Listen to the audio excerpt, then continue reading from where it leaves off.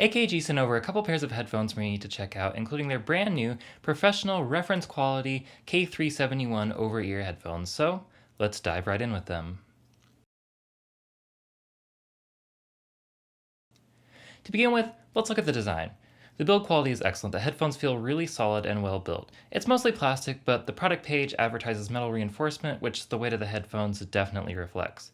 They have a nice and subtle gunmetal black finish across the board that wouldn't look out of place in a studio or a gym. Overall, they're a step away from AKG's typical suspension-style headband design that I was a big fan of in my K52 review, and are closer to a more typical headphone design. In my opinion, this new design isn't great, and for the most part the fit isn't nearly as good as other AKG headphones or my Sennheiser HD558 headphones. The ear cups have to be adjusted to fit, and the mechanism for the adjustment is on the looser side, making it easy to knock them out of place. The headband also doesn't have a very solid clamp, making the overall fit feel rather loose and insecure. On the upside, the ear cups themselves are pretty big and have a lot of padding. I have rather large ears, so the big ear cups are very welcome.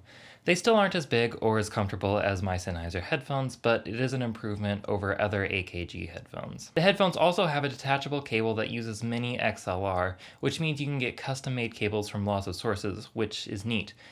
Not that you'll really need to purchase another cable, as these headphones come with not one, not two, but 3 different cables in the box, as well as a 1/4-inch adapter. You also get a carrying bag in the box, which is nice. It has a nice snazzy look to it, though the actual feel is pretty plasticky and cheap. Speaking of carrying these headphones, they do fold up nicely, but due to the placement of the cable, you'll need to remove it to fully fold them, which is a little bit annoying. Overall though, these headphones feel mostly well built, and I wouldn't worry about throwing them right into my backpack. With that out of the way though, let's talk about sound quality. The K371s are designed for professional use. That's pretty clear. They have a nice flat overall response. The highs are incredibly crisp and detailed, and the bass is smooth and dynamic. Ironically, even though the product page for the headphones advertises powerful bass response with their 50mm drivers, they actually lean a lot towards being brighter and more high frequency focused. Not that this is a bad thing, but if you want thumping bass, these are definitely not the headphones. Personally, I'm not a huge fan of the sound of these headphones. Between their brightness and the narrow soundstage due to the closed back design, I won't be carrying these for daily pleasure listening. I definitely still prefer my Sennheiser cans. That said, I found I can't mix audio on my HD558s as they have inaccurate high frequency response. It makes them sound great, especially for long listening sessions, but if I mix with them, I tend to make my tracks far too harsh.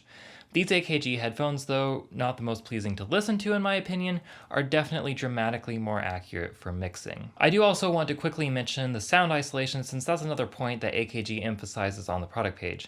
They do have pretty good isolation. You get a good seal with the compressible ear cups, but overall the isolation is only slightly better than typical closed back headphones. So that leads us to the final question. Would I recommend these headphones? For their price, they're quite good, but for the right application, I wouldn't recommend these headphones if you want a pair of comfortable, good-sounding headphones for pleasure listening. But if you're looking for an accurate pair of headphones for a professional application, then these fit the bill. The product page for these headphones advertises comfort, thumping bass, and sound isolation, and that's not really what you get in the box. Not that they're bad headphones, they're great, just not quite totally what's advertised. Anyway, that's it for this video. If you liked this video, if it was helpful, hit that like button. If not, feel free to hit the dislike button. If you have any questions or comments, feel free to leave those in the comment section down below. And if you want to see more videos like this, including an upcoming review of another set of AKG headphones, please hit that subscribe button.